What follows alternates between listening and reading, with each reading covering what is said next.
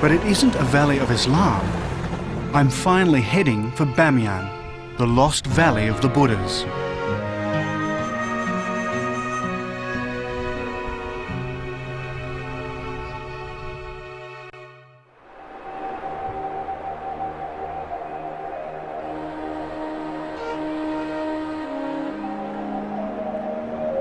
It's autumn in Afghanistan, and when I first set eyes on the Bamyan Valley, I'm astounded by its beauty.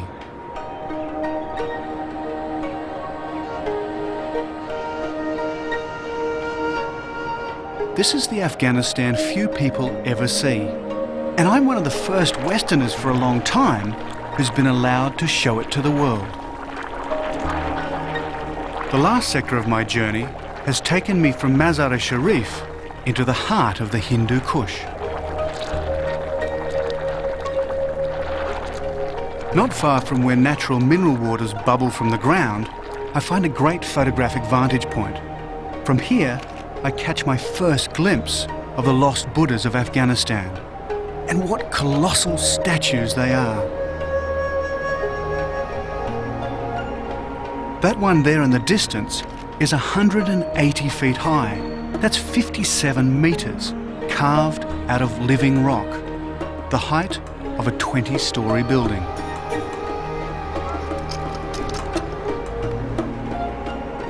But I want to get much closer. For that, I need permission, so I climb the Bamyan citadel and ask the Taliban.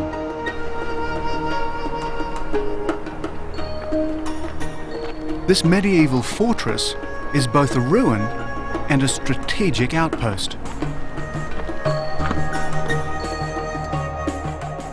The Taliban tell me this place is called the City of Noise. It's deathly quiet now, but it got its name because of the cries of people slaughtered here by Genghis Khan more than 800 years ago. The killing went on for days.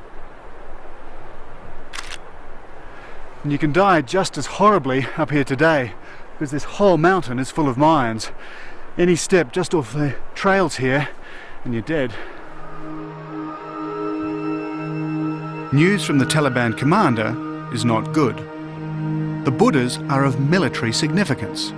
Access will almost definitely be denied.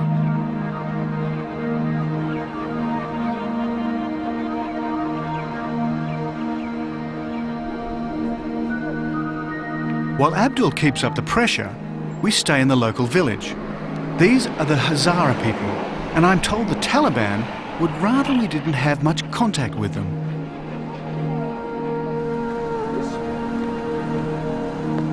The Hazara are the descendants of Genghis Khan's warriors, and they want independence for their valley, which is probably why the Taliban don't entirely trust them. At the moment, there's an uneasy truce between the Taliban and the Hazara.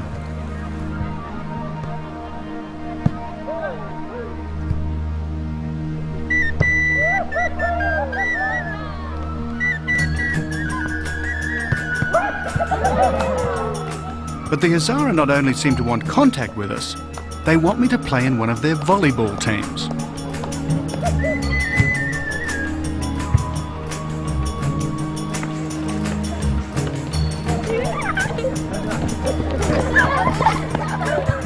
We film discreetly. Officially, the Taliban has banned all sports in Afghanistan. Well, obviously, no one told the Hazara.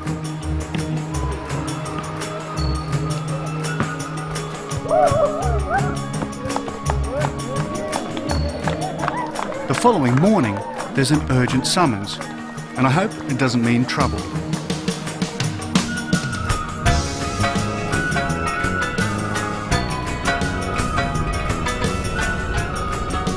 It doesn't.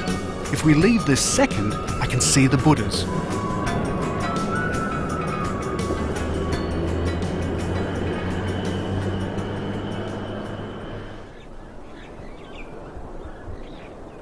But when I get there, it's not quite what I expected. It's ancient, all right. It's definitely beautiful, but it's small. Not one of those big ones, I saw across the valley the day before. It's also not in very good shape. But the irony is, the very nature of this sculpture was the cause of its destruction, because Muslims abhor the worship of idols. And so from about the 7th century, Muslim pilgrims coming through this valley simply obeyed their religion, and this is the result. But there's an even greater irony. Buddhism was also a religion that abhorred idols. Over 2,000 years ago, the Buddha was represented by a symbol, usually a footprint or a wheel. But then a great change in Buddhism took place, and it took place right here. The kings who ruled Bamiyan launched a new, humanized form of Buddhism by turning the Buddha into a recognizable man. So the Bamiyan Buddhas are not only some of the biggest, they are some of the oldest in the world. But for me, they're so tantalizingly near, and yet so frustratingly far away.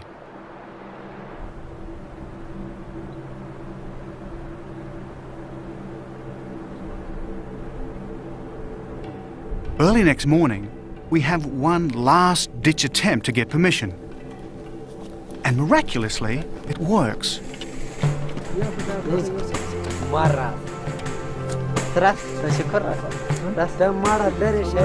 The Taliban commander will let us see the giant Buddhas in return for a favour. He wants me to take his photograph. So once again, in a country which bans photography of the human form, this is not the time to point out inconsistencies in anyone's logic. Make it warm. You can go fast. Here you are? That's good.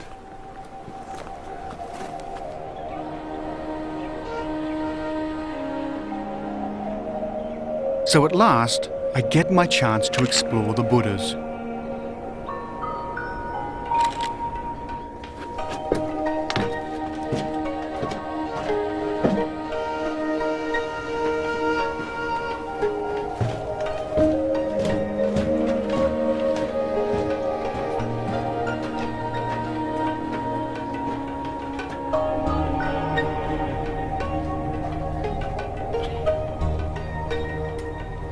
They've been allowed to fall into ruin for 1,000 years or more. But nevertheless, this is one of the most amazing places I've been to anywhere. This is an incredible rabbit warren. This whole mountain is just full of tunnels, and they all lead to little chambers which monks would have lived in or prayed in, and they all congregate around the Buddha here. And as you can see, the top of his face has been carved off. It may have been Genghis Khan, it may have been pilgrims, or it may have been relatively recently. And they've burnt and blackened the face as well. But you can still see it's an incredible sculpture, one of the greatest, I think you'd have to say, in the world. And then I'm told the reason why they were so reluctant to let us film here. Underneath is a Taliban ammunition dump.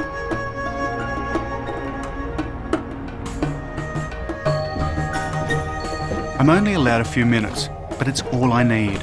Suddenly, the frustrations and delays are long forgotten. Just think, this is the place where the Buddha in human form was taken to the world.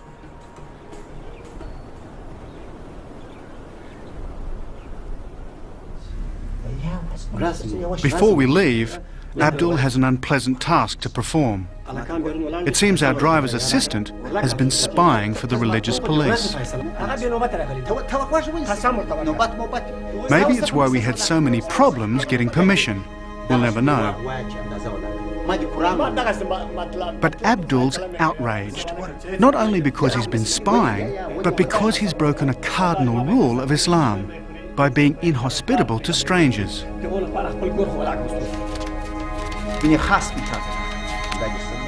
We pay him out and head for the border.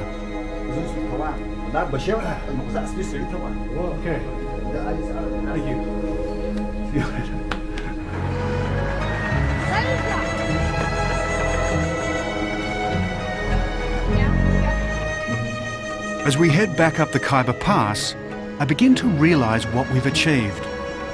We're one of the few documentary crews who've not been thrown out by the Taliban, largely because we tried to stick to the spirit of their rules. And while we found some of those rules frustrating, they respected us for trying to stick to them. They may have restricted and limited what we could film, but they never tried to censor what we wanted to say.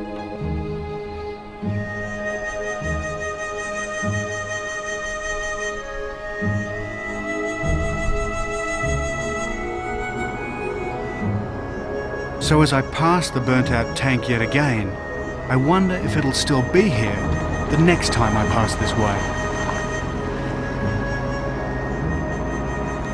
I also wonder what other secrets lie hidden in this troubled but beautiful land, a land longing to shed its embattled image as it tries to emerge from isolation at the ends of the earth.